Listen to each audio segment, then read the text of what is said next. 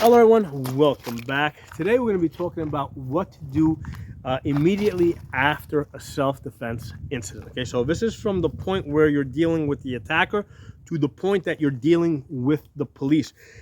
And there's a bunch of things that might happen before that, and a whole bunch of different things that might happen after that. But that focal point is usually going to be very similar in lots of different cases. Okay, so the five things that we're going to be talking about today is number one, reholster. Number two, calling 911. Number three, preserving the evidence. Number four, pointing out the witnesses to police. Number five, shutting up and lawyering up. Okay. So we're going to be talking about some legal stuff now. And first question is, how do I know the legal stuff that I know? Well, I have a prepaid legal service that I talk to quite regularly. And in fact, I go to their seminars, and you're able to go to these same seminars with a membership. And the membership is cheap. It's only $11 per month. So the service that I use is US Lawshield. Okay. All right, and membership is $11 per month with the promo code. The promo code is Pocono Shooting, and in some cases they give you like 2 months free. In other cases they waive the sign up fee, which I think is like $30. But you gotta sign up through the website uslawshield.com, and if the promo code isn't working there in your state, then use the app. All right, download the app on your phone, and then in the code field put Pocono Shooting, and you will get some sort of discount.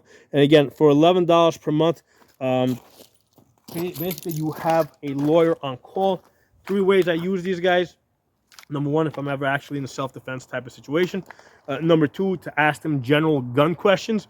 Number three, if I'm traveling, I'll with guns, I'll ask them for an itinerary. Okay, what states can I go to with my guns? Where can I carry? What states to avoid?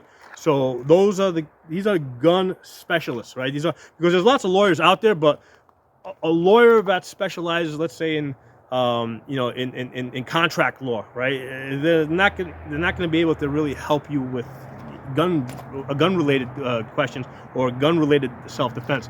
So you want to have lawyers that specialize in helping people out in a self-defense type of situation, especially if you're carrying a gun in one of these Democrat-run states, Democrat-run cities, okay? Because they're going to see you as a political enemy.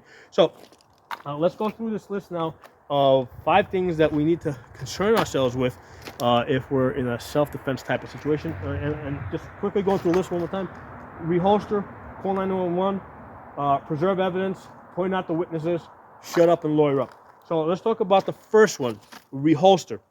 Okay, so important to understand that you don't want police showing up to the scene and seeing you holding a gun in your hand. Okay, for that matter, you don't want other concealed carriers seeing you holding with a gun in your hand while you got somebody on the ground over there bleeding, because they may not know what happened, and they may assume that you're the bad guy. So you want to get the gun back in the holster as quickly as possible. And if it's not safe to immediately reholster, cover the gun up, right? Cover the gun up so it cannot be seen while you scan and assess. Purpose of the scan and assess is so that, first of all, you're scanning the area for additional threats. You're scanning to see where the witnesses are, okay, who they are. And you're also scanning to break tunnel vision, okay? So we want to drill this so that it's automatic. After we shoot, we cover up the gun, we scan, assess, we reholster. So we're using the scan, assess as a mechanism to kickstart our brain to do the next thing. Because the last thing we want to do is freeze, right? Where we just shoot somebody and we're just sitting there frozen, holding the gun out like this. That's going to get a shot. So we need some mechanism to kickstart our brain to do the next thing. Okay, so the mechanism that I teach is the scan, assess. There's other things that you can train in, right? But to me, it seems to make sense because it gives you a chance to actually observe the area, and it also breaks the tunnel vision. Okay, I suppose you can drill, I don't know, scratching your chin or something to break, but it doesn't make sense to do that. It makes sense to, why not scan, assess, so that you actually see the area. And you also have a mechanism now for breaking tunnel vision. So let's do a demonstration. I'm going to demonstrate 2 types of scenarios. Okay. So one is, oh, whoa, stop.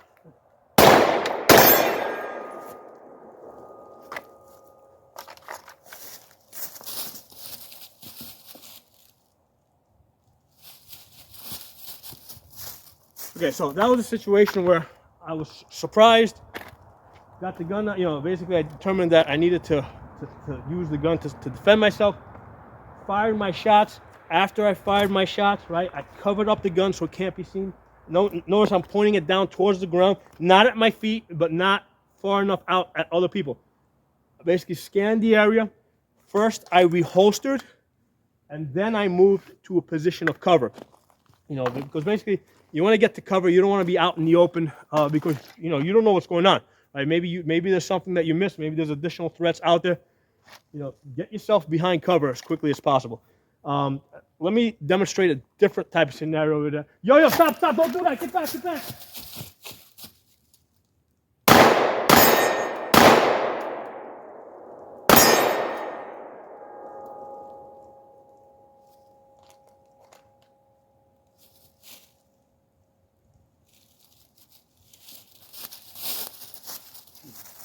So, situation there where I saw something developing, okay?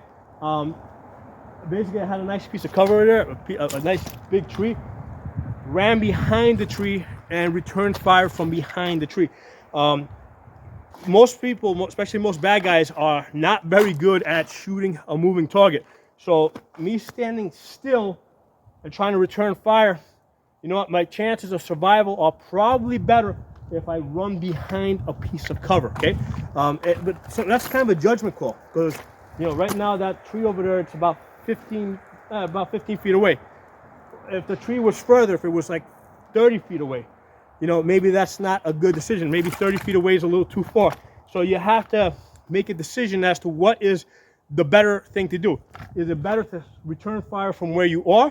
Or is it better to, to get to a piece of cover and return fire from behind that piece of cover? Now, in some situations, you may have somebody that's just like 2 or 3 feet in front of you, okay? In which case, I definitely don't have time to run behind that tree if I've got somebody with a knife or a gun 2 or 3 feet in front of me. So the better option there would be for me to move, okay? Just moving from here to here, okay? I'm basically getting off the X. They expect me to be here. By me moving here, I'm taking back initiative. So if you think about somebody, let's say, coming in to stab you, right? If you consider how, it's kind of like, for example, if you're trying to hit a nail with a hammer, the nail generally has to be still. If you start moving the nail around, it's kind of hard to hit it with the hammer. So I'm basically moving myself to make it a little bit harder to hit me. But aside from moving myself, I'm putting myself in a better legal position because the way a lawyer could use that is I attempted to retreat, okay? So whether I'm moving from here to here or from here to there, okay, that's an attempt to retreat. Now, even if you're in a state like mine, right? Pennsylvania is a stand your ground state where I don't have a duty to retreat. The attempt to retreat makes my defense a lot better, okay? So it gives me a stronger defense. So the 3 things that I'm concerning myself here with, right? And the order can be, these things can come in different orders, right? When it comes to reholstering, seek cover, right? Either before, during, after, retreat, all right? Because again, it makes you harder to hit, but at the same time, gives you a better legal defense, okay? And observe, okay? If you notice, I did the scan and assess, but when I got over there behind a tree, you want to keep observing. You want to stay alert. For one thing, you want to be able to know if police are arriving or if there's other people coming into the area. You want to know what's happening. So those are the things that you want to immediately be concerned with, okay? Get the gun back in the holster, get some cover, okay, as soon as possible, retreat as soon as possible, and observe and continue to observe, okay? Let's talk about calling 911. When you call 911, that presumably would be after I got behind a piece of cover, right? You want to basically establish that you're the victim, okay? That's important. I mean, a lot of times people say, don't say anything. You have to establish that you're the victim, okay? They got to have some general idea of what happened and who you are, okay, and what role you're playing in this. So you have to establish that you're the victim. You gotta basically give the location that you're at, and you want to give a self-description. Okay, what do you look like? So when the police arrive at the scene, they have some idea of what happened and who you are in relation to what happened. Okay, but you don't want to give 911 any more details. You may want to keep them on the phone. Let's say you put them on speaker, keep it in your pocket, but don't start blabbing to them, okay? Because in general, you don't want to make any statements. And remember, anything that goes through 911 is going to be recorded. Don't make any statements because it's going to be misconstrued, right? So this is not the time to make any statements. Number 3, preserving the evidence. Okay, the evidence that we're talking about here is the attacker's gun or knife, your shell cases. Very important to understand is when emergency services, right? When the ambulance people come through, and if you defended yourself against that person and that person over there is now bleeding on the ground, they don't know what happened. They don't know if he's a good person or a bad person. They see a person that's hurt. They're gonna rush over, and they're going to try to treat him, right? So, in the process, the evidence might be moved. So if there was a gun over there or a knife, that might be moved, kicked out of the way. Your shell cases, right? And these things are important. Where his weapon is and where your shell cases drop is an indication of the distance between the two of you, okay? So as far as your shell cases, people, emergency services or the ambulance people coming through, they might kick them around. Or if it's windy outside, the wind might also push them so that it's 100 feet away. So you have to be able to report to the police, the evidence and if it was moved, okay? Because if you don't do it then and there, it's because those ambulance people, they're going to forget this information later on. So if they moved the weapon, or if it's windy now and your shell cases got blown 100 feet that way, okay, the police need to put in their report that the evidence was moved. Okay, so this can't wait until later on. This has to get reported now. Because later on, once things are moved, this is all going to work against you. Okay, so preserve the evidence, and then report any movement of the evidence. Number 4, point out the witnesses. Okay, so when you get behind cover and you're observing, see where the witnesses are. You can't make a statement, right? But you can tell the police that this person, that person, and that person saw what happened, that they should go talk to those people. Now, something that you can do to help yourself, right, is as the situation is developing, right, you can call out to that person to stop whatever he's doing to get other people's attention. So in the second situation where I did the defensive shooting, you saw me yell to that person. I'll do it again so you guys can see. Yo, stop, get back, stop. Yo.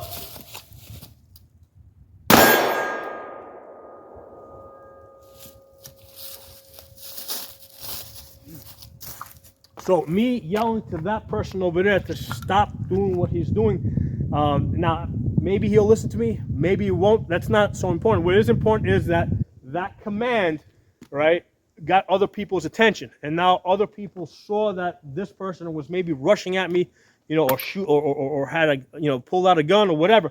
But I got other people's attention to the situation as it developed, because what I don't want to happen is I have a person over there that starts attacking at me, right, and I go to defend myself, but from the perspective of the witnesses, all they hear is a bang. Right, and then they see this person on the ground and me holding a gun, okay? But they don't know what led up to that. So if I can draw other people's attention, all right, they can see that I'm getting away from that person, that person is pursuing me, let's say, with a knife, so they can see all this stuff, right? So I'm kind of creating my own witnesses. So I'm going to use my voice to bring other people's attention to the situation as it is developing, so that later on for my defense, I will have witnesses, okay? So I'm kind of preparing my own witnesses. So finally, shut up and lawyer up, okay? You talk to any lawyer, they'll all tell you the same thing. You talk to any police officer, right? And they will tell you that their union, right? The police unions tell the police officers, the same thing. If a police officer is involved in a defensive shooting, they are not to make a statement. They're to call the union lawyer, and usually at least a time period of 48 hours passes before police make a statement with regards to a police shooting, okay? So give yourself the same benefit that police give to themselves. Now, if you start talking to the police, it doesn't matter if the other person did 100 things wrong, okay? If you did one tiny little thing wrong, okay, because that's fine, that person did 100 things wrong. Yes, they're going to charge him, they're going to arrest him, they're going to try him. But if you did one tiny little thing wrong, well, they're also going to charge you for that one little thing that you did wrong, okay? So you don't want to make any statements, and there's a good chance that if you start yapping, you're just going to make a mistake, okay? You're going to say things are just going to come out wrong. You're going to say things in the wrong order. And here's the thing: if you start talking, you're going to make a statement there, right? That time, a couple of days later, they're going to be called in to make another statement. And what's going to happen is you might remember some things, or you might forget certain things, and now you're going to have two statements that are not identical. Okay, so they're going to tell you, well, you got two statements here that are not identical. Were you lying to us then, or are you lying to us now? Okay, so that's why you do not make statements. You talk to your lawyer, and everything gets filtered through the lawyer. The lawyer is going to come up with a chronological report. He's going to he's going to talk to you. He's going to come up with a chronological report, and then only if it is in your benefit is he gonna talk to the police and submit this report, okay? Because the information gathered from the witnesses might be enough, right? They may not need a statement from you, so there's no reason for you to put yourself at additional risk, okay? If the information from the witnesses is enough, then that's it. It's enough. Okay, so that's why you talk to the lawyer. You do not talk to the police. Very important. I've done videos on this. It is legal for the police to lie to you, right? They call it deceptive interrogation, and a good interrogator, right, is trained so that you're not going to know that you're being interrogated. Okay, it's just going to seem like a friendly conversation to you, but from the police showing up to the crime scene, they're there to to do a job. Okay, and that job is to investigate crimes. All crimes, including any crimes that you might have committed, okay? And they're pretty much showing up to the crime scene, assuming that everybody on the scene, might have committed some crime, okay? So do not talk to the police. Get yourself a lawyer. Have a prepaid lawyer. Really important, because what happens is if you get in a self-defense type of situation, the last thing you want to do, right, especially if you end up being arrested, the last thing you want to do is call your wife or your mother up from jail and tell her that to go find you a lawyer, right? Because if she now has to go lawyer shopping under these conditions, well, any lawyer that she goes to is going to ask her for a $2,000 retainer up front just to look at your case, okay? So it's going to end up costing you a lot of money. So you got to have this sorted out in advance. And this is a really great service, right? I've had these guys for about, I think, something like 12 years so far. It's $10 a month. Right, with the promo code, you get some discount, some free months, or they waive some fees or whatever. I mean, I don't even think that's the important part, but I have the promo code for you guys, so you guys will benefit from it. The promo code is Pocono Shooting. The website is USCCA, Lawshield.com. And what you want to do with this is, because remember, if you end up being arrested, you're not going to have their phone number and your account number with you. You want to, you're going to keep it in your wallet, but if you get arrested, they're going to take your wallet, they're going to take your cell phone. You want to have an envelope in your house, okay, with this card that has your account number, and what you're going to do is you're going to call up your wife and your mother and say, hey, go to this drawer. Because that's the only phone number you're going to remember, right? You're not going to remember any other phone number except your wife's or your mother's.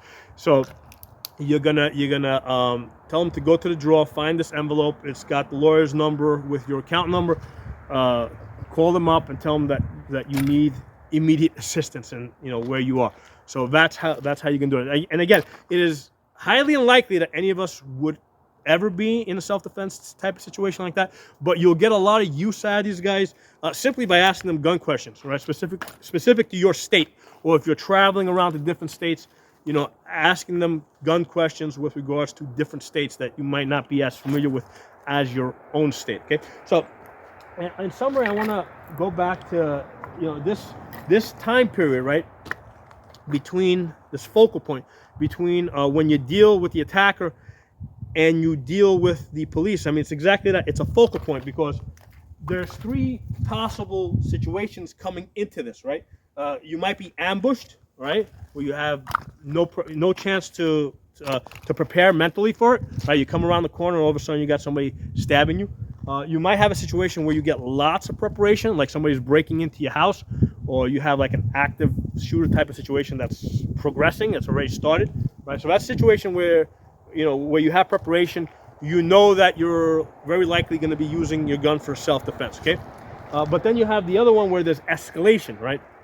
With escalation, you start off with arguing, that maybe that goes to yelling and screaming, maybe that goes to hands, right? And then maybe that progresses to weapon. People get into arguments every day. I mean, it normally doesn't go beyond an argument. It usually just stays at that level. So that's why it's very hard to sometimes tell if you're in a situation that might escalate past argument, okay? So regardless how you end up in the self-defense situation, whether it's an ambush, whether it's a situation that you prep for, that you get some prep for, or whether it's an escalation, at the point where you deal with the attacker to the point that you deal with the police, it's kind of all going to be the same, right? Your interaction is going to be the same, where you got to get the gun in the holster as fast as possible, call 911, and establish that you're the victim, preserve the evidence, point out the witnesses, shut up and lawyer up, okay? So that's all going to be the same regardless of how you got there, right? And then on the back end of this, right, coming out of this focal point, the possibilities are they're either going to arrest you and charge you immediately. They might, charge you a couple of days later. They might come to your house with a warrant. There might be no charge, right? That's another possibility, right? Or there might be like civil penalties, or they might try to just take a carry permit, right? They might say that, hey, we don't have enough to charge you, but we don't trust you. We think that you used bad judgment, and we're going to use this to take your carry permit. So, and that would also apply if you're like in a public argument type of situation, or if you get into a fist fight, somebody attacks you. Because here's the thing, you can have a situation where you're arguing that maybe escalates to a fist fight. Just because you're in a fist fight doesn't mean that it has to progress to gun, right? So if you're in a fist fight, keep it a fist fight, right? But the police show up, and you have, chances are they're going to arrest both of you. If you have a carry permit, they're going to try and use this excuse to take away your carry permit. So you want to have a lawyer ready to be able to deal with that, okay? So again, that promo code is Pocono Shooting for US Lawshield. I've done many videos on this with good reason, okay? It's important. You got to have a lawyer in today's society. If you're in one of these Democrat-run cities or Democrat-run states, important for you to realize that you are a political enemy, okay? If you have somebody that attacks you, it doesn't matter if they did 100 things wrong, okay? Yeah, they're going to be arrested. Maybe they'll get charged. Maybe they'll get convicted. But that's not enough for them, right? They're not interested in that person. They're interested in you because you're the political enemy. If you just did one tiny thing wrong, that's independent of all the other things that he did wrong. The one thing that you did wrong is the one thing or the two things that they're going to focus on. At the very least, they're gonna try to use that to take your carry permit. If they can get a more serious conviction for that, they're gonna do it, right? So, some things for you guys to think about. Again, 5 things to think about if you're in a self-defense type of situation. Get the gun back in the holster as fast as possible. Call 911, establish that you're the victim. Preserve the evidence. Point out the witnesses to the police, and then shut up and lawyer up. Talk to y'all soon.